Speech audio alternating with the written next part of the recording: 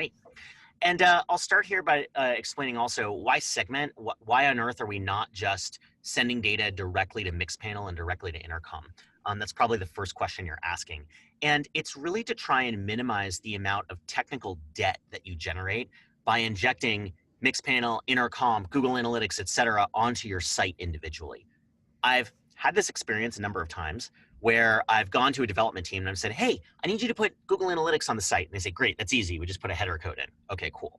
But then you say, hey, I need you to track some events on Google Analytics. And they say, yeah, okay, fine, we'll do that. And then I get excited about Mixpanel and I want to be able to put it in, and it becomes a tedious task for the dev team to redo all of the tracking that they've done around Google Analytics for Mixpanel. And then I say I want to put Intercom on top. And again, I've created more and more enemies of my development team because I'm asking them to do this rote, repetitive work that isn't making their lives any more interesting and fun. And all it's doing is taking the same data and echoing it across a bunch of different platforms. So instead, there's this approach of measure once and send down to as many different destinations as you want. That's what Segment's all about. It has a couple different methods that we can use to really get a better understanding of where the user is on the site. So that's the page method. And I can say, hey, if the user visits the homepage, we send analytics.page, and then it lets all of those downstream destinations know. And then let's say we're on a content website and the user then visits an article page, like article 1. Well, I can also add in some fancier code, like a property that says, here are the tags that were associated with the article. It was a research article and it was a cloud article. And then let's say they do an action on that page, like they shared the article. Well, then I can send in another call, which is track. And I can say they shared it on LinkedIn as the destination. And then all of these page views and track calls are then sent downstream to Mixpanel and Google Analytics and Intercom effortlessly. I only had to measure this stuff once. The real meat of where this unified data pipeline becomes valuable happens when the user doesn't just take an action like shares an article, but signs up for a newsletter, because then we can finally identify who our user is.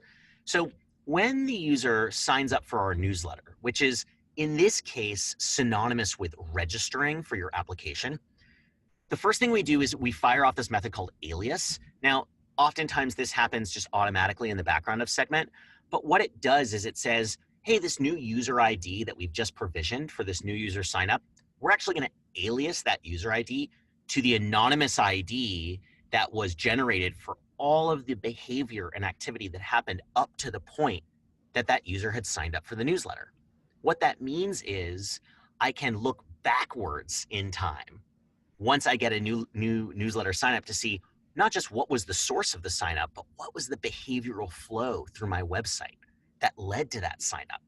What pages did they view? What articles did they view? What articles did they share? What things did they click on? I get a unified, robust profile on that user that gives me insight into how conversion takes place. The second thing I can do is I identify the user with their new ID, and I say, hey, here's their email address. It's my email address, go figure. And finally, I run a track call that says they subscribed.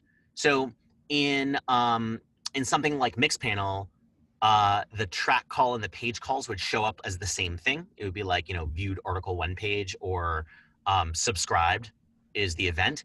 In Google Analytics, they'd be forked out a little bit differently. So the shared article and subscribed events would show up in your events panel, and the article 1 page view and the home page view would show up in your content panel.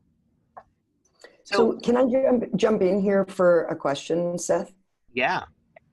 I guess I want to context set for our audience and recognize that some folks may be coming from a more technical background, some not. So help us to understand, I guess it's a two-part question, right? How much of this initial segment setup is still going to be, are you still going to be leaning on your developer team to do? And how much do I, as the kind of resident person interested in data at my company, need to know in advance to facilitate a setup like this? That's a great question. So Segment is a platform designed for developers. So you will need to do a little bit of technical heavy lifting in order to make Segment work on whatever website application you're using. There are some plugins that Segment has been working on in the past and will continue to work on in the future that make certain measurements turnkey, but you are going to need a developer who understands how JavaScript works or how your web server works and how to send events through from your web pages or from your server to these end destinations, like a Google Analytics or a Mixpanel. If they were doing it with Google Analytics and you were sending events through Google Analytics, you can integrate Segment. So it is not technically impossible. It's actually quite straightforward from an engineering standpoint, but it's nonetheless requires engineering in order to lift up the hood of the site and start measuring things. That is the one drawback. In terms of time for implementation, it's a funny question because your second question was more about like, how prepared do I need to know about what I want to measure as I go in? And my job at Segment as a solutions architect is to help our biggest customers think exactly and precisely about that question when they set up Segment or when they start taking their measurement and analytics to the next level. Typically speaking, you need to be very smart about the framework you use to measure all of the data on your site. And it's an art more than a science.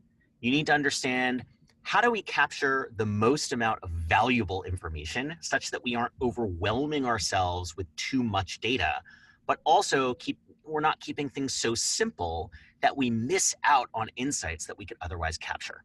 So for instance, analytics.page. I could, if I want to, roll up, let's say we're doing a content website, I could roll up the pages. And instead of saying the page was a specific article name, I could say the page name is the type of article. It was a podcast, it was a video, it was a Q&A. And then inside the metadata or the properties for that article page view, I could say the name of the article was blah, blah, blah.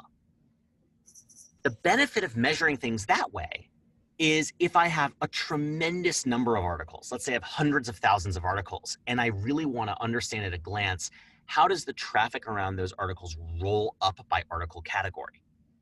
Then it would make sense to aggregate in the way I'm calling my page calls. However, if I'm not interested in that at first, and I want just the raw list of my first go-to analytics insight that I'm looking for, regardless of the platform, is what's my top performing article? I want to know it. Then I send the article name in, and I put the type of article in as a property. So the answer to your question is actually completely dependent on the analytics goals that you have as an organization and the kinds of KPIs that you're trying to move, right? So what are those key performance indicators? Is it about the time I spent on a page? Is it about the number of articles I read? Is it about the amount of time or engagement a viewer has around a specific section or piece of your website? And you have to structure your analytics approach accordingly so you can prioritize the initial questions you want to answer and then give yourself the opportunity and the ability to answer those other ad hoc questions as well. Does that address your question? Yeah, you nailed it exactly, and I want to let you continue into the other tools, but I think the important takeaway here is sometimes we can get overwhelmed with this idea of data collection and data analysis, and then that's compounded by all of these tools, compounded further by those like Segment, which may require a more technical understanding to implement. But a simple way to think about it is, what are the questions that I have about how my users behave and interact with my product? And if you can frame those as questions, that can actually become the template for an initial segment configuration. That's exactly right. I love the way you put it because I often will engage my old clients and then the customers I'm working with Segment now in that question asking process. And it's exactly that. What are the analytical questions you're trying to answer? And does the data that you're gathering answer those questions or not? Cool. Awesome. Thanks, Seth.